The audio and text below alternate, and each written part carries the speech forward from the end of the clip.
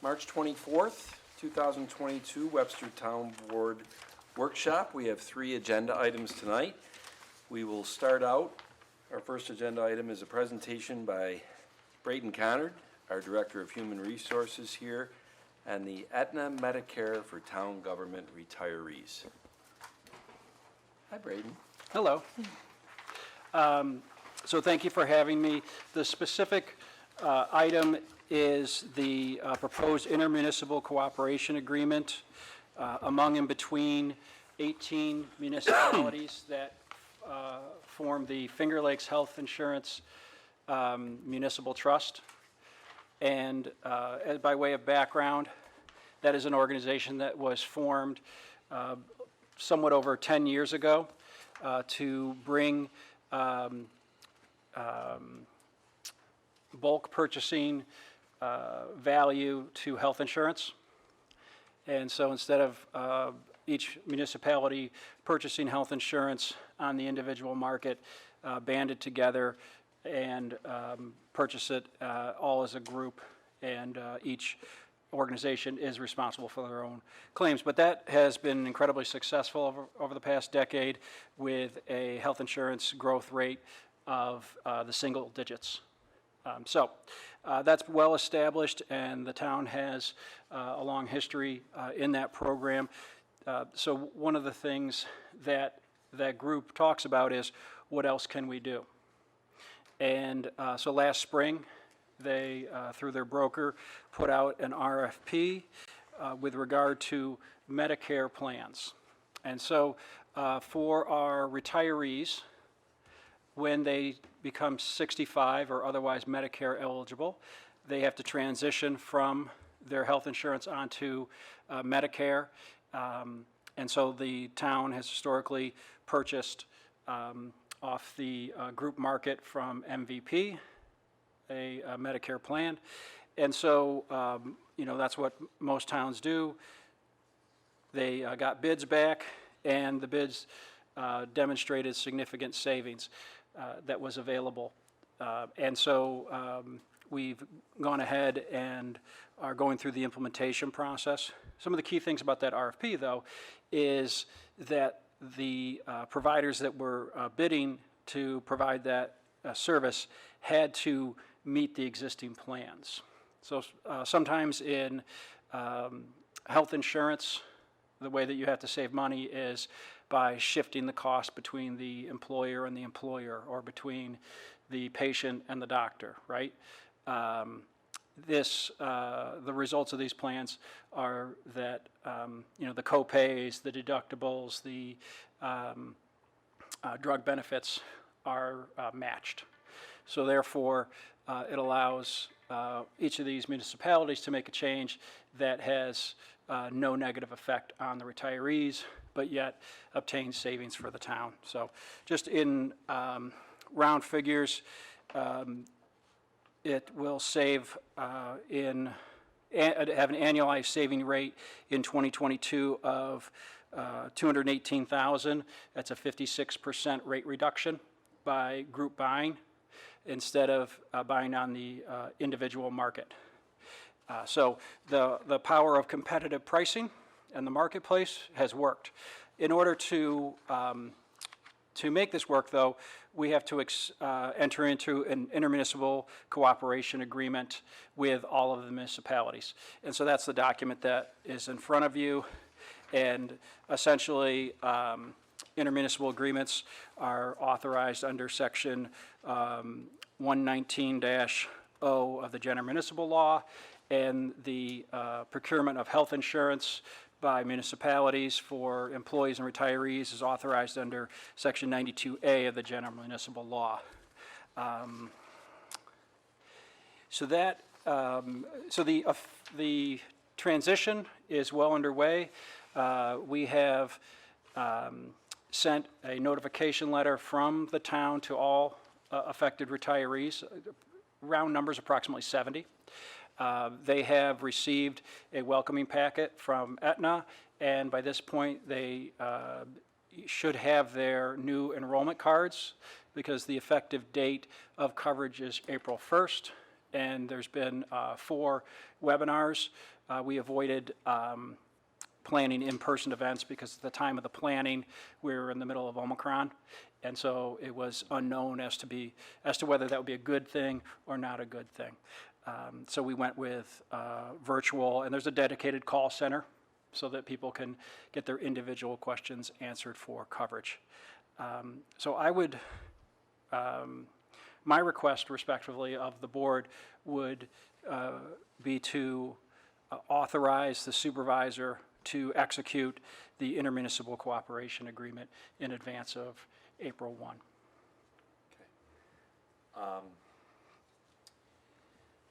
Just trying to think. A couple things on this, Braden, because obviously I've been involved with this, so it's funny because Councilman Dean, can we still call him Councilman Dean? Yes. I mean, that's right, you're always a Emeritus. councilman, right? Emeritus, okay. Is in the crowd tonight, and you know, Barry, I've always said poker face, you kind of gave the same look I gave when I heard the savings and the percentage difference. And it's almost incredulous, like that can't be, right? And it's funny because Paul Adams, our finance director, Brayton and myself attended, and it was a couple months ago at the East Rochester Village Hall, whatever, Flimmick, how do you say that, Flimmick? Yeah, Flimhit meeting that was specifically about this bid from Aetna. And I think what pervaded at that meeting was you had 17 town supervisors, finance directors, HR directors, village mayors, all that all felt the same way, Barry, like, how can this be? And Aetna was there and gave a presentation, and, you know, Reader's Digest, you know, Brayton and Paul, it is the power of the market. It's the power of their consortium at Aetna and whatever, and like Brayton said, there is no smoke and mirrors to this where there's, you know, reduced coverage for the retirees or anything like that. It's the same coverage, I'll say, Braden. I want to make sure I use the same. In a majority of aspects, it's superior coverage, in fact. Most transactions have a lower copay, and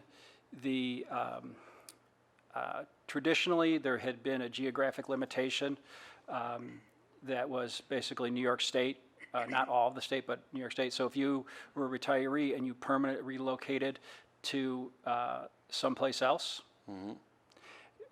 we had to come up with an alternative way to provide health insurance, and sometimes, well, certainly was administratively burdensome to the retiree, administratively burdensome to the town, and sometimes financially disadvantageous to the retiree. This is a nationwide network, so that problem will disappear for all future retirees. Well, all Aetna, future I think Medicare everybody's folks. heard of Aetna. So that spell helped. Phonetically, Jen. Okay, thanks. So, I guess, and obviously, I guess the last thing I'd say is that one of the reasons I was incredulous at first is that, you know, you hear so many stories about, especially private industry, you know, retirees that went into retirement with the rules of engagement from their employer or their union that was, hey, you don't worry, we got you on things like health insurance. And then because of economics and whatever, the rules of engagement are changed. And I always felt like that was a pretty crappy thing to do to somebody, and you can justify it all you want financially. It's just not a good thing to do to a human being. This is the antithesis of that. We are saving money for the town today, but certainly respecting our retirees, you know, of the town. Like you said, it's in some parts it's superior coverage. Well, I know that with the tax cap during the budget cycle, every type of expense has to be examined to see whether there's some efficiencies and such. And to me, one of the great things about this competitive bid process is that it makes this an affordable benefit for the town. Yeah. Which means that you know, we're achieving savings, and we can concentrate on other areas for future savings if need Sure. be. So I want to open it, I mean, if there's any questions or comments from the board members, Patty? My only comment in looking at this is, of course, whenever we hear that benefits are going to be changed and we're going with another carrier, everyone gets very nervous and is worried about, well, what are my co-pays going to be? What is my coverage going to be? I just went through this quickly, and 99% of them are better. Fewer co-pays, less dollar amounts in co-pays. The only one that's here is outpatient surgery, where the copay is $10, as opposed to perhaps $0 on the other two. But the others are, for normal care, are just far superior, as you said. I want to know, I wish I could sign up. It's a really great plan, and I think the fact that it is a portable plan, one that the retirees can take with them, is just a huge benefit. I also know that this is the way healthcare is. This year it's Aetna, and when the other carriers see that they're losing an enormous amount of business, then they may be more competitive next year, but it's something that we certainly have to keep an eye on and continue to, as you said, the competitive bid. Yeah, and even that one benefit, outpatient surgery, where it would appear that there's a $10 copay, a lot of times with outpatient processes, there's two charges. Right. You know, there's a facility charge Right. and a doctor charge. In reality, I'm not even sure that it would be a negative. Yes.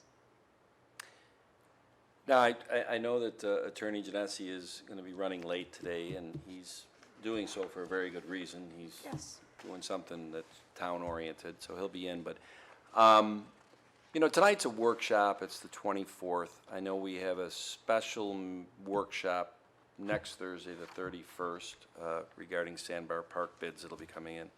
And then our next regular board meeting is April 7th. As Brayton had said, his request at the end of his presentation is that the board authorizes the supervisor to sign this intermunicipal agreement with the other 17 or 18 towns here, because it's April 1st is the date.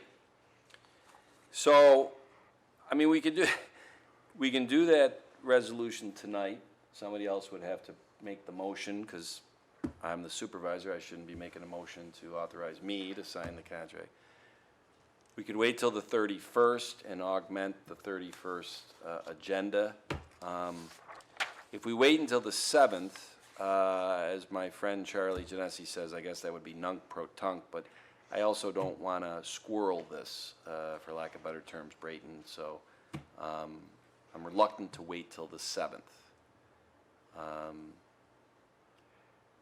Because knowing my Irish luck, all of a sudden some people will find out on April 2nd that their insurance isn't in place because the town board didn't authorize and sign.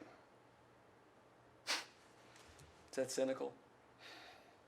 Completely realistic. Yeah.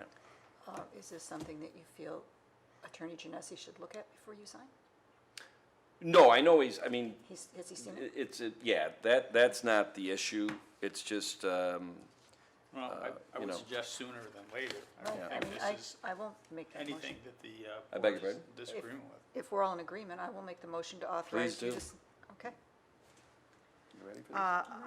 I would make the motion that we authorize the supervisor to sign the intermunicipal agreement for Aetna Medicare for town government retirees. Second. Councilwoman Capaldi? Aye. Councilman Abbott? Aye. Councilman Cahill? Aye. Councilwoman Wynn? Aye. Supervisor Flaherty? Aye. And Braden, thank Great, you. thank And you one very last much. thing.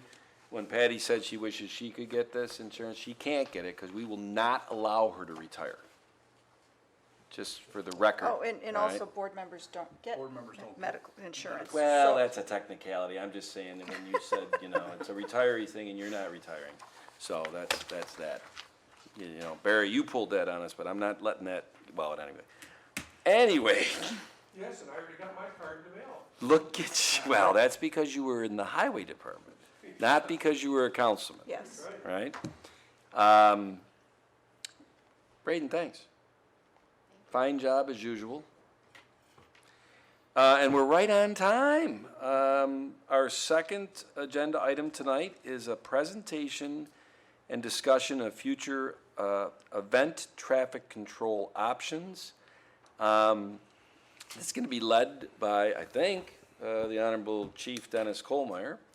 And for people in attendance or watching at home, you may recall back, I think it was January 13th, at that board meeting or workshop, we said that we would come back by March 24th with what options have been researched on this. And, well, Chief, Hello? you're a man of your word. Try to be. So I'll hand the baton to you. First of all, when we had that initial discussion in January, we identified that there was 3 general categories that we were going to try to do research in. Those categories were the paid peace officer, paid non-peace officer, and then volunteer non-peace officer. But before we tried to find the right solution, we wanted to clearly identify what we were actually trying to accomplish. So one of the first steps we took was to go through the activity of the special police and look at what a calendar year would look like from an events perspective to see what type of services we were providing. So as you see on the screen here and in the handouts, this is a list of the annual details that the special police conducted. We tried to identify the length of the detail, the frequency, and number of days to give us a total hours per event. We then categorized, with the help of the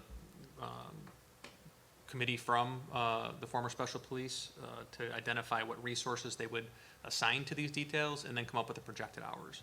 So really what that did for us is it gave us a good idea of what services we were trying to maintain moving forward with whatever solution we ended up identifying.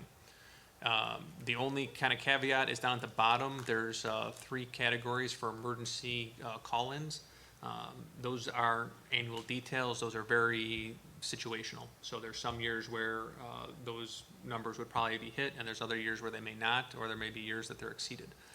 So that's kind of a ballpark based on experience over the last 20 years or so of what a typical year might entail.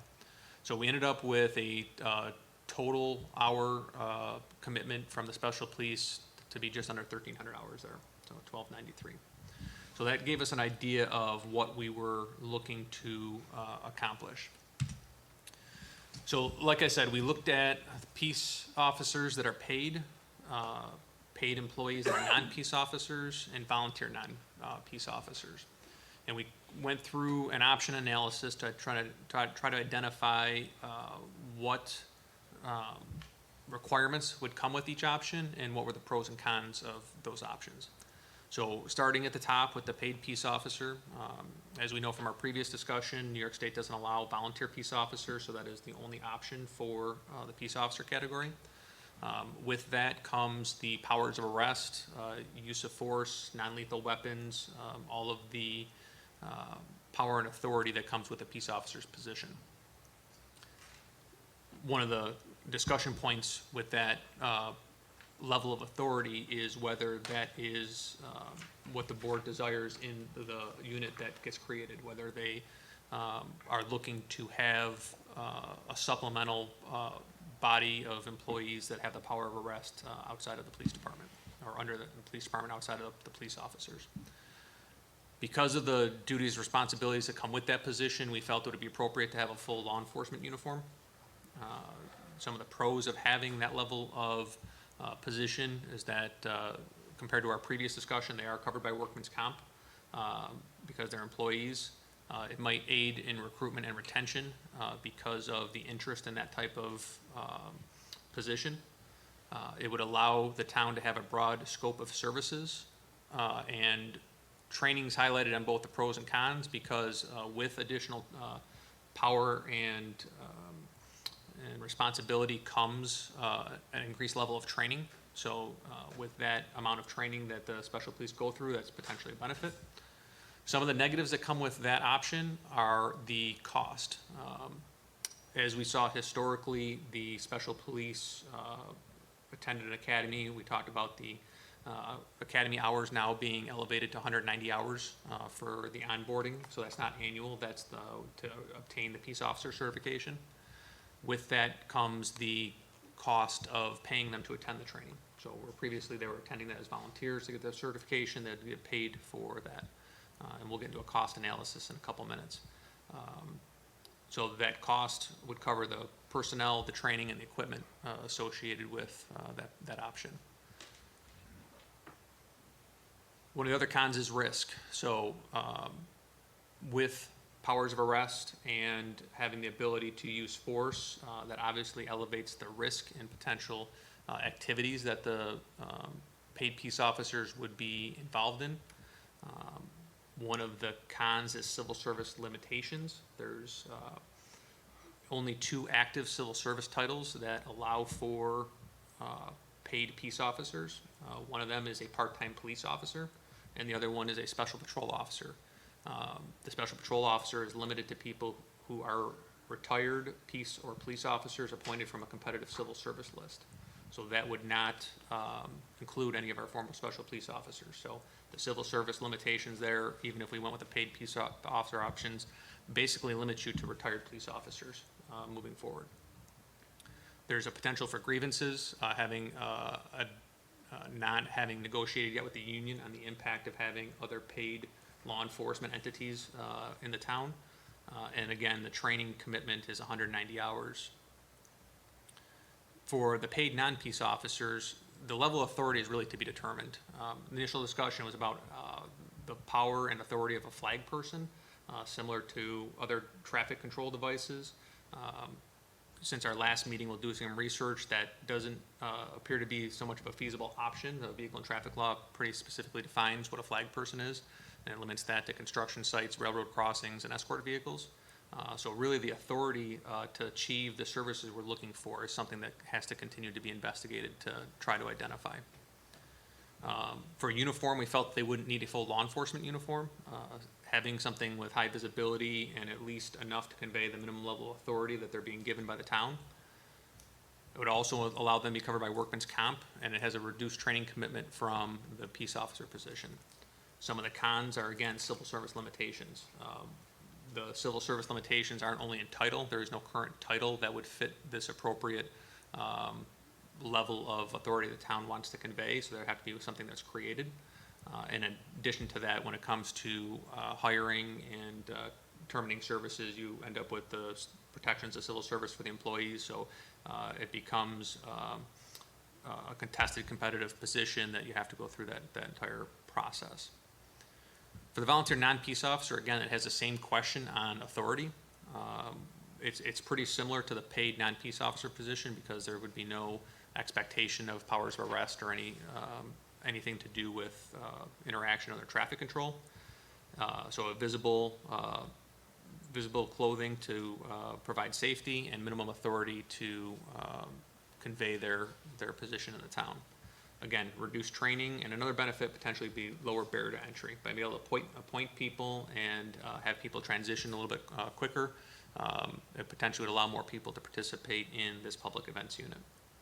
Some of the cons, it has the same concern we had with the former special police, that because they're volunteers, there is no loss of wage protection.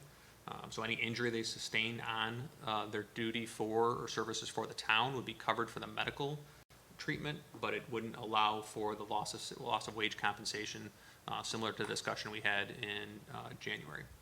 And then recruitment and retention, it may be difficult to attract people and retain them in a position where they may not feel they have the status or authority that comes with what we previously had. And part of the discussion we had is if you look to the right, each one of those arrows that goes up kind of increases as you go from the option 3 to option 1. And there's different levels to each option. And really, the thought process here is that as we increase up with power and authority, you potentially have the ability to deliver more services. The training requirements increase. The cost increases in order to provide those services, and the risk increases based on the duties they may be performing. And ultimately, what we want to do is be able to push all of those to an appropriate level that allows us to provide the value that we had or increase the value that we were previously providing. And really, in my opinion, it's up to the board to decide what level of services, based on the amount of training, based on the cost analysis, and the level of risk adversity that the board has based on the services they want to provide. So I guess the intent there of that graphic is to allow you to picture that as you select up the options, each one of those is probably going to increase till you find the level you're comfortable with.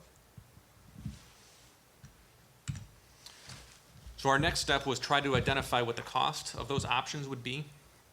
So we went through an exercise where we talked through as a group using Director Connor to help with the human resources aspect, and then the group as a whole to come up with what would the appropriate categories would be here in dollar amounts. So if you start with the upper left, you have the titles that we talked about, and we put what we would expect to be the compensation at an hourly rate for those services. And the members box was a projected 15 member organization based on the current staffing of the former special police, what that amount was. And as you look at it, the colors associate with the titles. So the top one is the paid peace officer, the initial training. So we try to break it out based on initial training and annual recurring costs. So for the initial, you have 190 hours at the $25 an hour to give you a subtotal of the $47.50.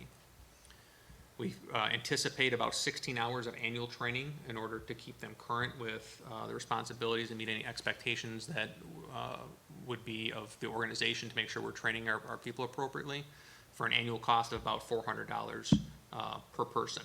So the costs are not necessarily a subtotal or a total at the end. We have to kind of talk about it as a per person and a fixed amount, which is more variable. So the hours of activity pay, based on the activity chart, we accounted that the special police provided 1,293 hours at $25 an hour, gives you a subtotal of $32,325. We looked at uniform and equipment, where we believe it would cost about $2,000 to outfit somebody with that level of authority and title. And then annually, we figure it's about $400 with equipment and uniforms over a 5-year cycle to keep them current and replace them. We anticipated some of the back-end costs that come with the human resources and administrative costs of those positions, because again, once they're paid employees, there's a lot of other costs associated with them other than the hourly rate. So we ended up with the initial back-end cost from their onboarding and training, and then the annual back-end cost based on the training and activity pay. So for the paid peace officer position, we end up with a projected annual cost of $51,721 for training and activity. That doesn't account for any onboarding. Anybody that we onboard would be at a per person rate of about $7,800. So that would be projected depending on what the turnover rate is and what the staffing level that's set by the board. And the bottom two options are the same concept, just broken out based on the lower dollar amount and reduced training requirement. You'll notice the annual hours is a little bit less. It's $100 less. What we looked at is one of the duties and activities that the special police had was the foot patrol at the carnival, where our focus going forward would be more traffic oriented and not associated with foot patrol. So we limited we eliminated that from the calculation to basically put it at $100 or 100 hours less annually. So we end up with respectively the $31,843 as an annual projected cost for the same services we provided previously, and initial onboarding cost of $874 per person, depending on turnover and retention rates.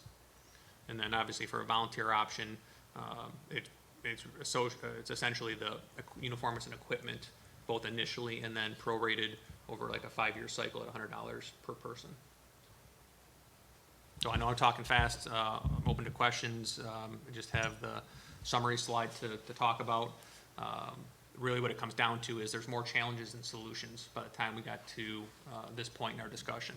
For the paid peace officer, there's civil service barriers that basically are identified by the fact that the only current civil service title that's appropriate would be the retired peace or police officer. The cost is significant to have a paid peace officer. And then the risk versus need conversation of, does the board feel the requirement of having those level of services or authority with this position going forward? And then for the paid non-peace officers, there is no appropriate civil service title, and we have a question of authority that we have to resolve to identify whether we can put people out there directing traffic and make sure that we're giving them the appropriate authority and training to do so. And then the same thing applies to the volunteer peace officers, or volunteer non-peace officer. So I know there's a lot of information real quick. I was trying to meet my timeline here for the workshop, but anything you'd like to discuss or questions I can answer, please feel free. Well, we're not going to short time on this just because we had 15 minutes. And I'm sure that since Councilman Cahill is leading the third agenda item tonight, he can probably truncate that down, right? No? Darn it. Take as long as you need. Okay, yes, we're not going to. Chief, thank you. Great presentation, good slides. They're there for posterity. I'm sure they'll make their way to being posted so people can, see them and absorb them a little bit more. Two things that I'd like to comment on or question, whatever, to start the Q&A or whatever, is that one, I think it was Tuesday we had our last meeting of the full group.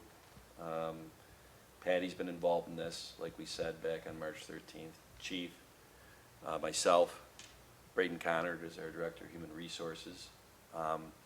And then the leadership of the past Special Police unit has been involved. Specifically, Mike Charlin, Joe Monachino, and Gene Colmar.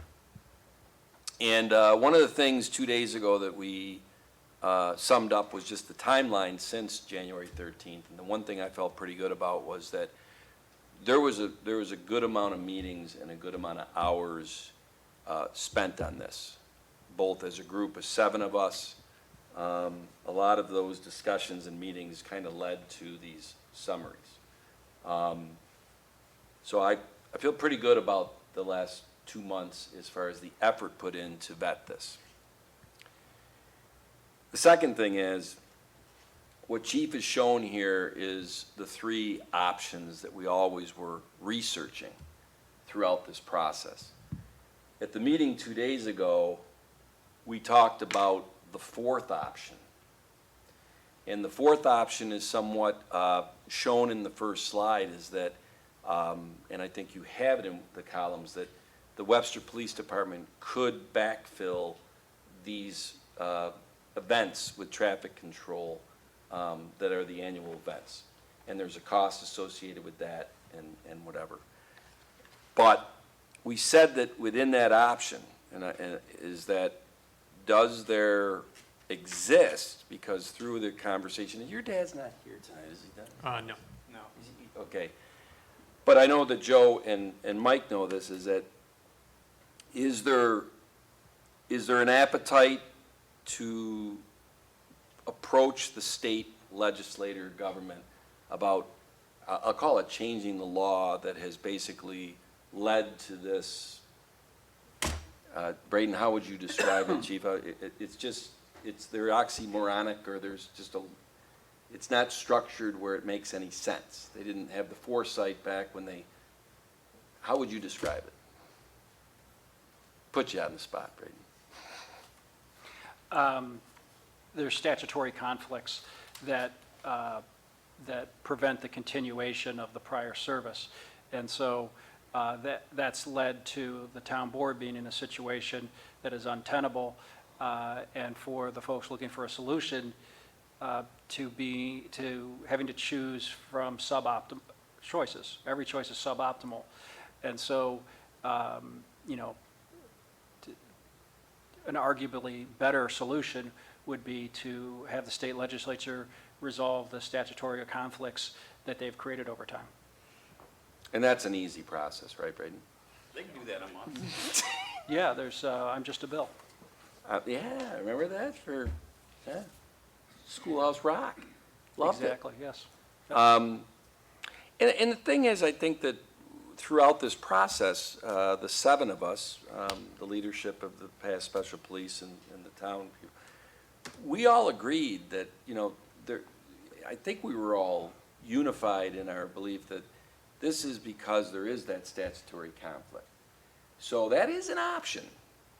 All three of these things we can just, you know, forget about, and for the time being, have the police department, and Dennis, you've shown how you can do that, backfill that service and what the cost is.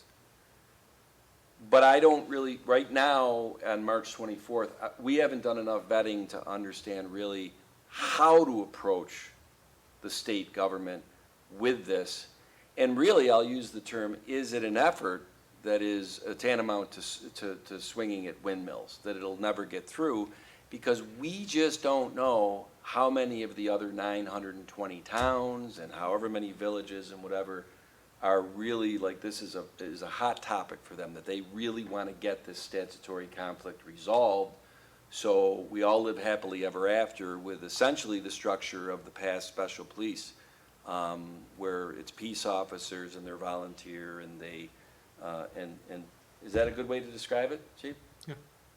And, you know, I'm still somewhat of a rookie to this government thing, but I'm starting to figure it out a little bit that, you know, as we would approach our state assembly person and our state senator to try to get some momentum on this, we would have to do some research to see, does this have a shot to get to first base, where there can be momentum built through the state assembly, through the state senate, where there would be an appetite for it at that level. We just haven't done that research yet. You know, we made it to March 24th and we did what we said, but that kind of has come up in the last conversations that, you know, that is option 4. We just don't know. I couldn't even fathom who is the one that takes that baton and runs with it and is the project leader, who goes and does the research and all that to find out if it's a worthwhile effort. I don't know. And I think you reasonably project that you're talking years for that to happen. I'm not even talking the time frame of, as you know, this is a bill, I'm just a bill, whatever. The reality is, and I'm trying to think how to say this, that this is policing. Right. This is law enforcement. I'm an idealist. I'd like to think that, you know, that maybe the events of the last couple of years has opened the eyes to our government, our state government, to say, we need to start putting a little bit more respect and emphasis on law enforcement, law and order. I hope that happens. But I'm just saying the truth here, and people can, you know, can agree to disagree with me. That is not what the state government has done the last couple of years. And so that's why I say, forget the time frame. Is there an appetite for the current legislator and how they're constructed, and the current Senate and how they're constructed, and the governor, how it's constructed, where they would say, this is something we really want to get behind? I don't know. So, that's the start of the Q&A, and really, Chief, there was no Q in there, was there? I didn't hear one, no. I'm done. I'll hand the baton to the other board members. I'd like to hear from these gentlemen what their position and your members' positions are with respect to these three options. Well, if you're gonna do that, now, we don't have the podium set up, so where do we put, can you come over here, because I think camera-wise and all that, nicely played, John. But let's make sure that Joe can be seen at home live, And I get to sit down? but also for posterity when people go back and look at the tape later on. Awesome. Unless, okay. Well, my name is Joe Monachino. I've been with the former Special Police Unit for over 30 years. I was chief for over 10 years of that. I am currently a certified instructor, and I help assist in training of other special police departments in the county. But I just have some comments. First of all, I want to thank, the chief and, the board and the supervisor for allowing, the committee and myself, Mike and Gene Colmeyer, to be part of this, to come up with solutions. I really appreciate that. We thank you for that.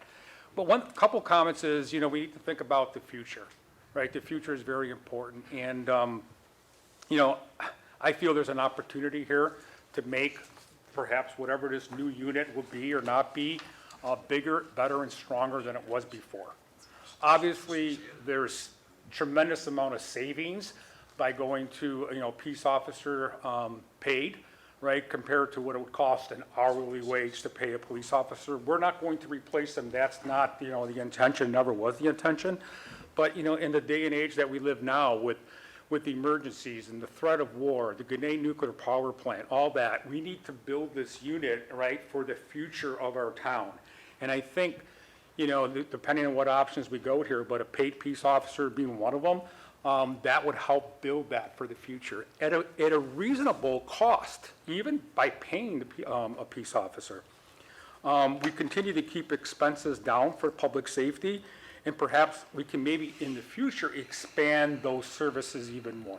And I'll give you an example of, we're probably going back 5 or 6 years, maybe a little bit longer than that. We were asked to help with code enforcement.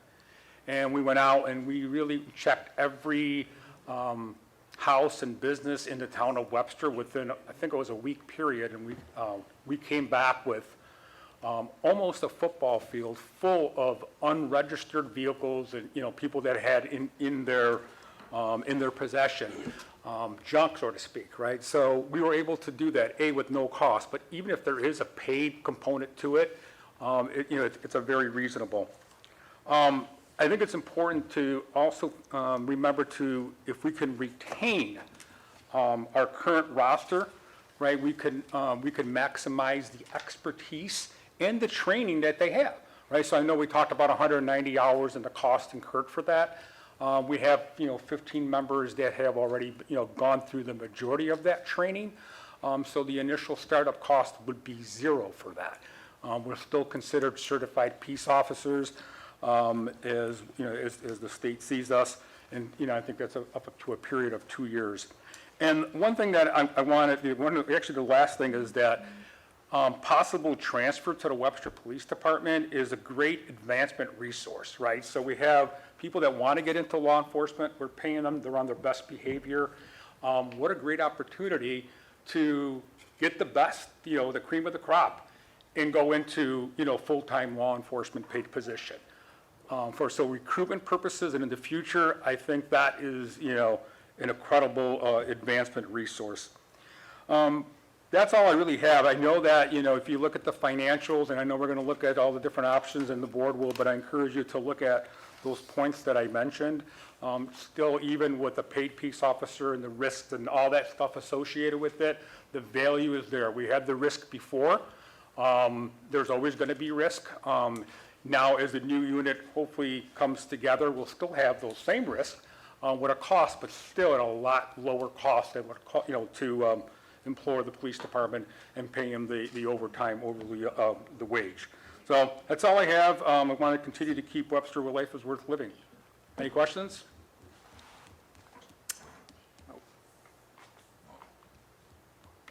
Any questions for Joe? No. Thanks, Joe. Thank you. Thank you, Joe. So I have a quick question for the chief, and this question was spawned by my driving by an intersection where there was a fire at the house, and there were volunteer firemen directing traffic, and they do that on a pretty regular basis, right? How does that compare to volunteer non-peace officer, or is it not analogous whatsoever? They actually don't relate. In Okay. theory, they do. I mean, it's the same concept, directed traffic, but the power that they use to do that drives from a different place. Okay. So essentially, there's two components for firemen. I was actually just reading this today. There's two components for fire agencies to direct traffic. One is a authorized fire police squad that is established. Pardon me. And they are actually listed in the CPL as when they are active at a fire scene. It's very specific authority during the time of the actual event. They're allowed to control traffic and direct traffic. The other one is that ultimately that responsibility falls to the fire chief, and the fire chief can delegate it to firefighters that aren't part of a special police squad in order to divert traffic at a fire scene. So it's very specific to fire scenes, and it's derived under the authority of the fire chief, essentially. If it pleases you, I have one other element that goes along with that. And it goes to this issue of statutory conflict. Firefighters and fire police are covered by workers' comp law. They're specifically, even when they're volunteers, there's specific statute to cover them. Okay. And so the state legislature recognized that as a problem at some point and did something about it. And there's no analogous coverage for voluntary special police, which is one of the risk factors that had been previously identified. Thank you. Jenny? Thanks, everyone.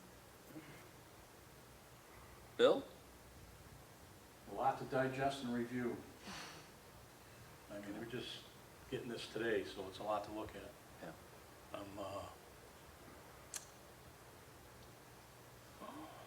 I'm not seeing an outlet for our special police department.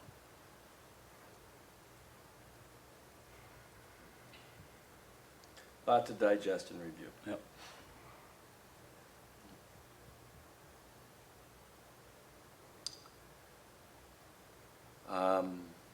Well, I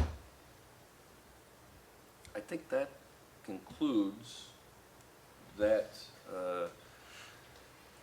item tonight, but I also, I want to be cognizant and sensitive to the fact that I don't want to just leave it hanging in the air and say, well, we said we'd come back on the 24th, check the box, we came back on the 24th. That doesn't feel good because there's, as Councilman Abbott said, there's a lot to digest and review. So I'm not going to put out a date to come back to this, but I'm going to take your words, Bill, is that let's digest, let's review, and figure out in the soon coming back and maybe looking at this again. And I can't stress this enough, and I'll talk to Brayton and the crew about, because it really just came to focus 2 days ago about what would it take to go to the state.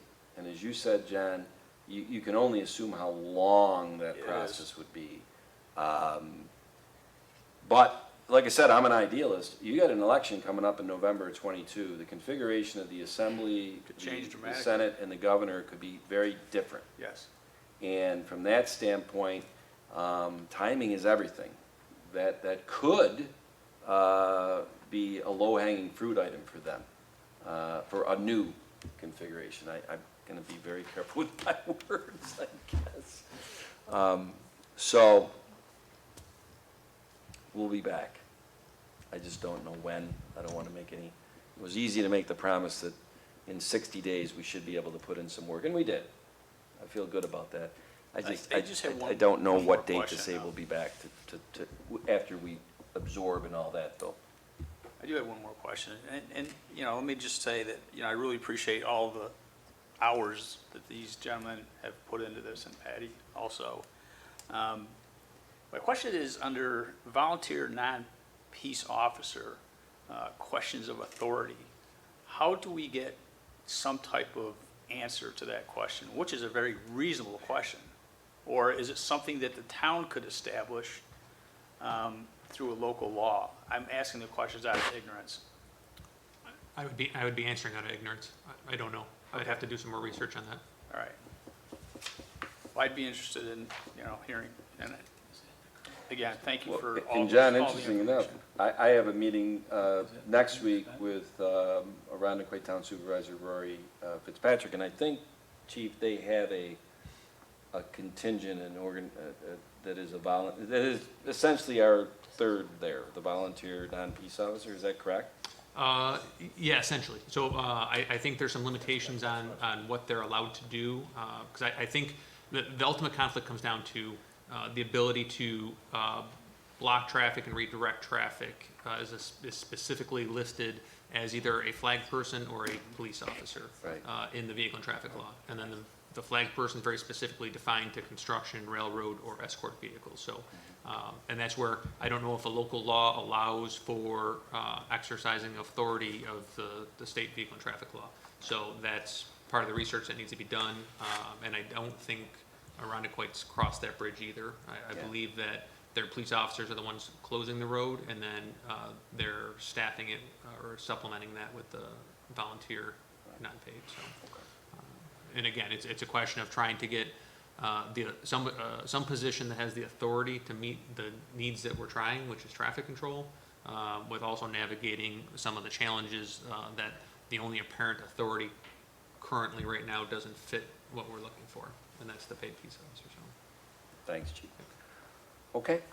Well, that concludes that part of tonight's workshop. And the third item tonight, before I hand the baton to Councilman Cahill, I was so happy when I pulled up tonight that it's a 58-degree night Yes. and it's dry. You're and gonna start so on the bet, right? I knew that Is there'd that where be we're going? no ice damming and that was gonna cave in on me tonight, right? Is that true, John? You did see the rest of the week, the temperatures going down. So You're a negative guy. I'm still holding on to winning this bet. So with that in mind, when I handed the baton to John Cahill, and I think this is the first time we've done this, at least since I've been a supervisor, that the presentation is kind of being led, for lack of better terms, by one of the board members. And the reason why is that, we have a board that has varying professional expertise. Bill, there might come a day on an engineering thing where we have you lead. It just so happens that Councilman Cahill, your experience is, this is your bailiwick. This is kind of Yeah, right I- up your alley. I appreciate it. And this discussion stemmed out of the discussion that you and I had out in the parking lot with respect to my strong belief that based upon the water infiltration due to ice damming on February 1st, where there was a significant amount of water that came into the building, and you can see the visual damage. So we knew at that point we were going to have to do something, right? So temporary measures were taken by Mary and Josh, worked together, and that's why I would like them and Nick to be part of the discussion. But my advice was, let's have an asbestos survey done, a mold survey, and a lead survey, which is pretty standard practice in the restoration business, which is we'll be doing some demolition, we'll be doing some restoration here. Do we know the scope? No, we don't know. All right, but these surveys, when they're done, will be presented to the insurance company. Okay, so we will know better what the entire scope will be. So the asbestos surveys are required by law. I thought it was only for certain years back, but I spoke with Mary at Paradigm, and she sent me over a very comprehensive list that identifies the New York State laws and the health laws and OSHA, that it's mandatory that you have this done.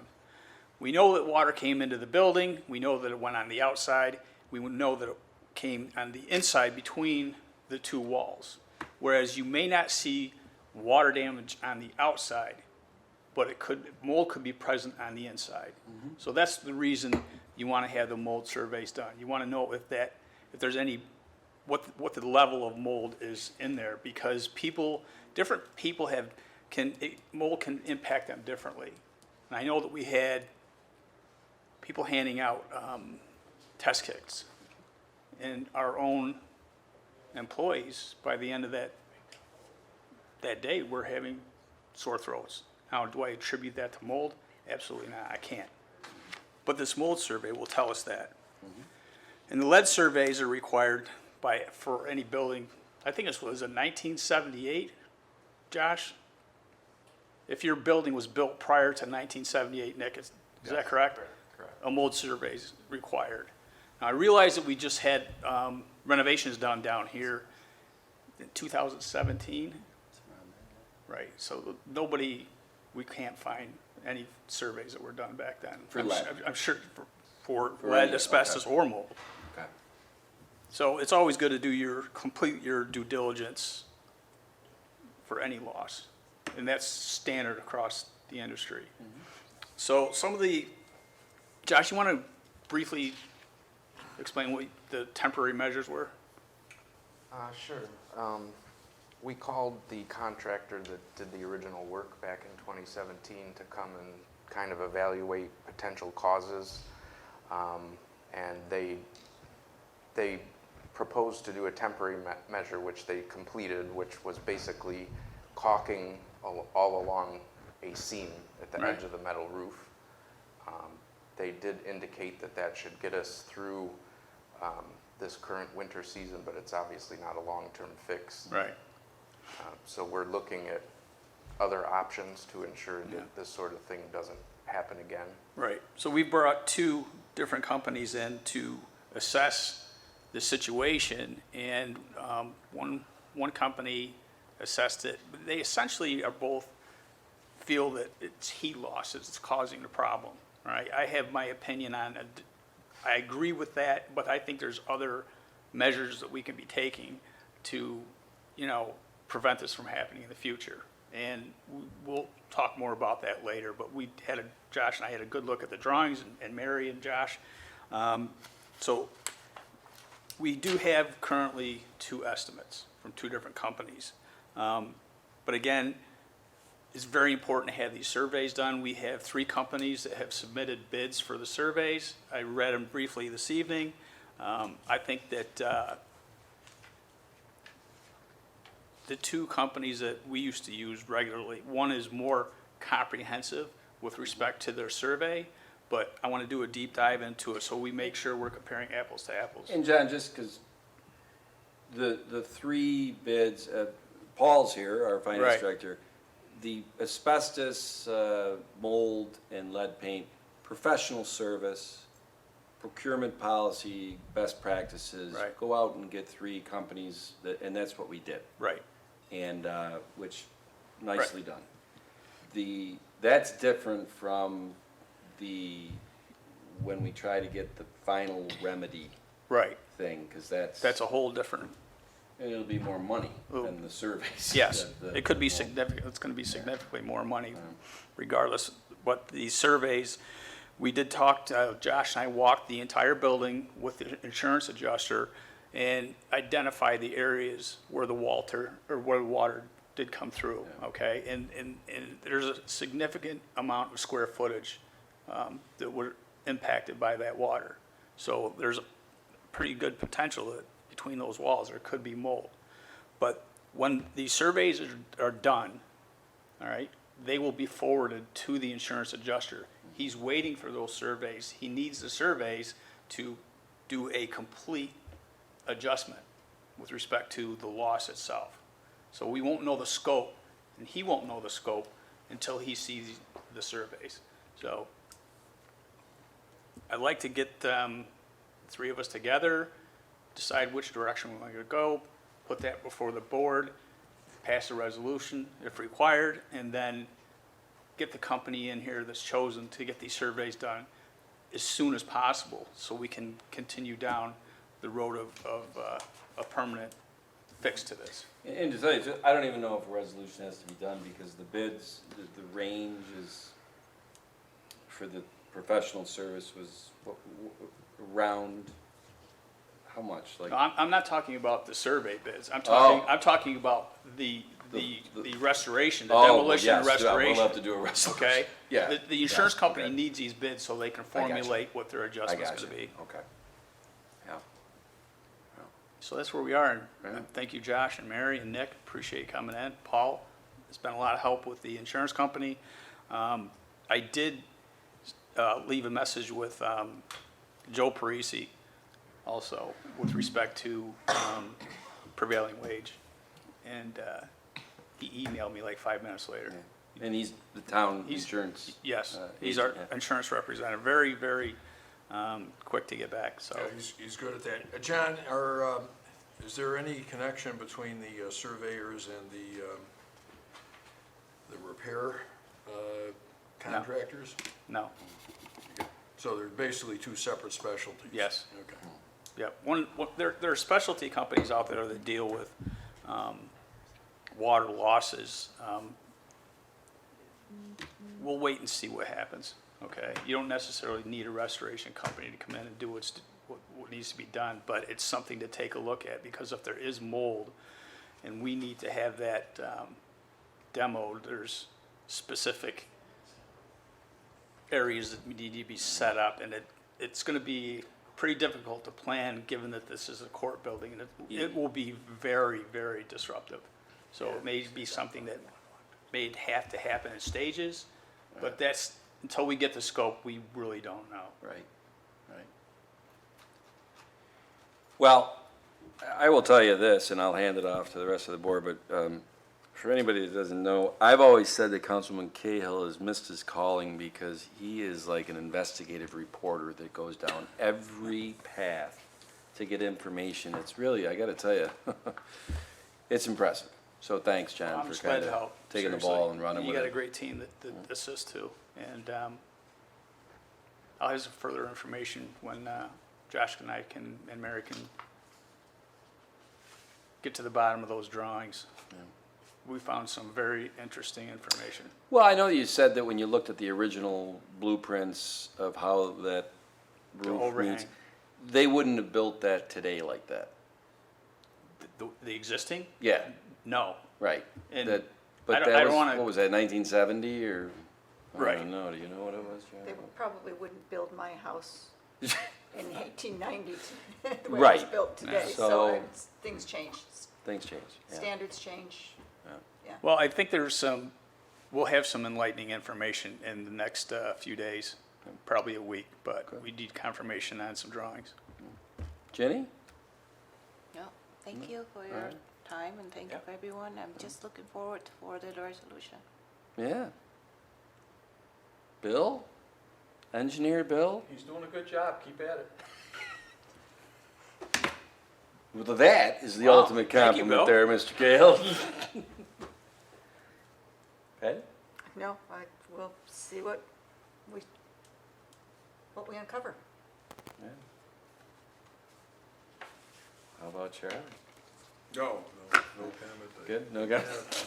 And, geez, I hope, Nick and Mary, you don't feel like you got shorted tonight. Are Do you you? have anything to add? I think I'm gonna be buying somebody lunch next week, 3 people. Just do, I appreciate you guys coming in. Nick, Mary, anything to add to this?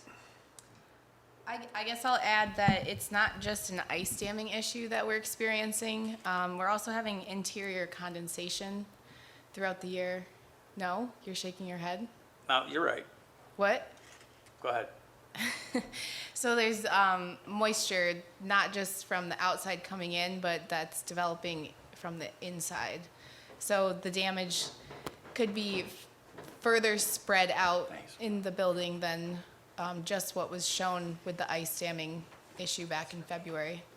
So you can see light fixtures in some other areas of the building that have rust spots, and they're not underneath the high roof necessarily, but they're flanking it, so there's additional damage that we might have to So deal you with. think this started long before the damming problem in February? Right, that's not the only reason why there's Mold, damage to potential the mold, building. yeah. Yeah, and you know, there's metal conduits up in the ceiling and pathways and stuff like that that could be, you know, their lifespan shortened because of this. So it's an overall poor design that we're trying to remedy. Okay, well, hey, Nick? I'll just add that I know that the ice damming is probably that's really what's showing. It's a major thing from that thaw that we had and all the ice that was up there, water can get in anywhere that it tries to. So I would say that it definitely, a lot of the damage was from, you know, that ice damming over this area. That's visible at least. Yeah. It doesn't help that there's no overhang there either. Yeah, That- right. that- An because overhang there, The snow yeah. comes down and it goes right down the vertical wall, it just builds itself up. Yeah. There's reasons why houses and structures have soffits and overhangs. Exactly. To prevent stuff like that. Right. Well, hey, thank you, gang. I Thank you. think that concludes tonight's meeting, unless anybody has any other things to bring up or comments. You know, watch college basketball tonight, gang.